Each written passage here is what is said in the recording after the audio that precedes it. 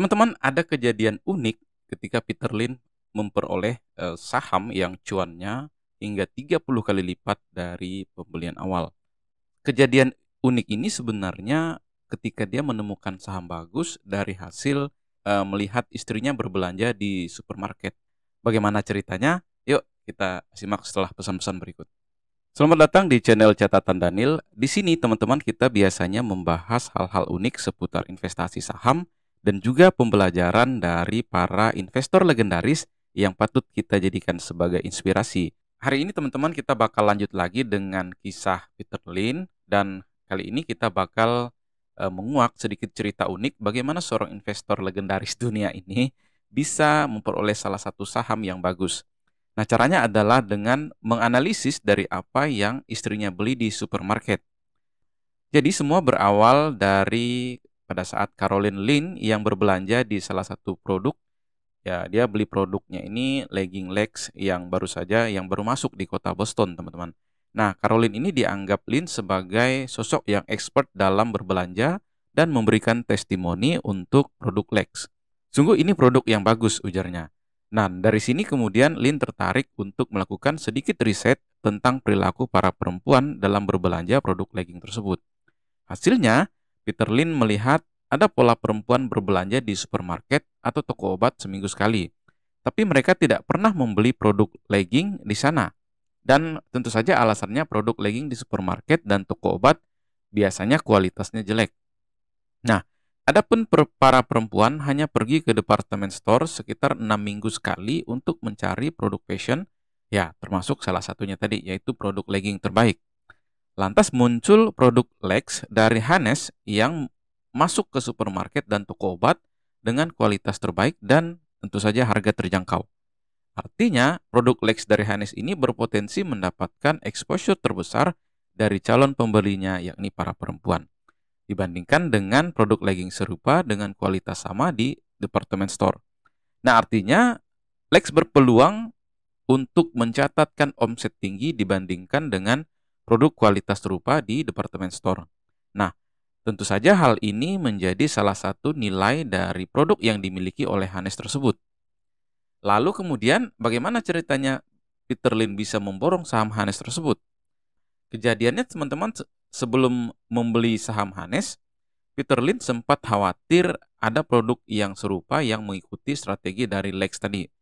Dan khawatiran Lynch ini terjawab.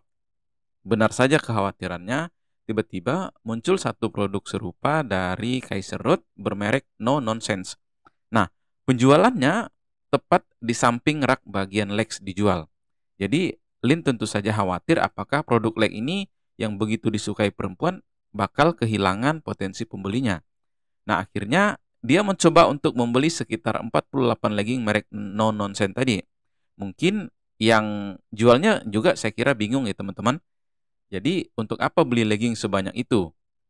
Nah, Peter Lynch pun membawa 48 legging yang dibelinya tadi yang bermerek No Nonsense tadi ke kantornya. Dia kemudian memberikannya dan membagikannya kepada karyawannya, para perempuan yang ada di sana dan meminta testimoni dari pengguna ini seminggu kemudian. Nah, hasilnya seluruh perempuan yang melakukan uji coba tadi atau yang menggunakan produk No Nonsense tadi bilang kalau produk legging ini tidak sebagus produk Lex.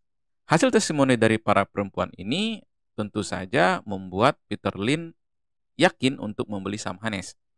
Namun, hasil testimoni mereka bisa menunjukkan seberapa besar prospek Hanes dibandingkan dengan kompetitornya. Nah, itu cerita dari Peter Lynch.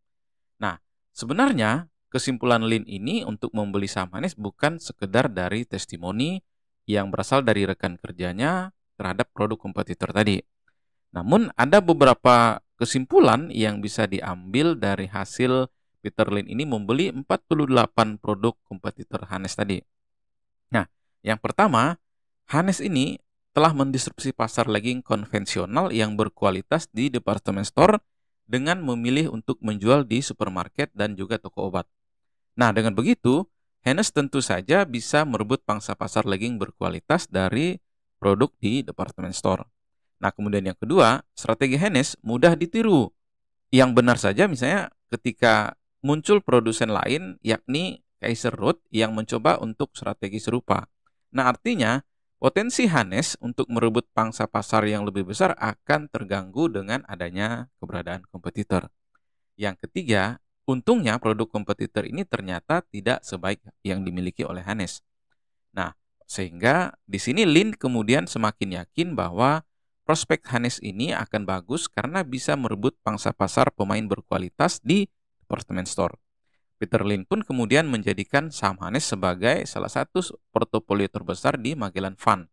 Hasilnya, ketika Hanes diakuisisi oleh Consolidated Food, kini yang bernama Sarah Lee, para nasabah dana di Magellan Fund memperoleh kenaikan harga saham hingga 30 kali lipat dari saham tersebut.